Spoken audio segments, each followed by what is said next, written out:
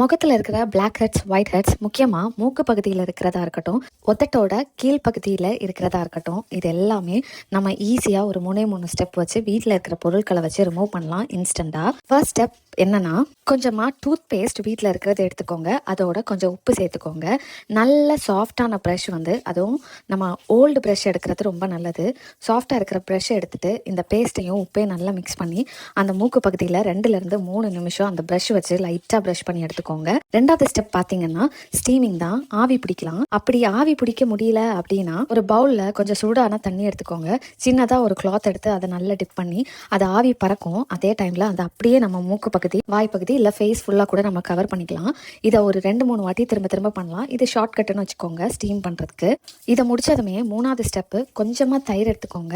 அதோட கொஞ்சம் முல்தானி மிட்டி பவுடர் சேர்த்து நல்லா மிக்ஸ் பண்ணி அதை நல்லா அப்ளை பண்ணிக்கோங்க. அதை மூக்கோரத்தில் இல்லை எங்கெங்கெல்லாம் இருக்கோ அந்தந்த இடத்துல அப்ளை பண்ணிட்டு ஒரு 15 நிமிஷம் கழிச்சு வாஷ் பண்ணி பாருங்க.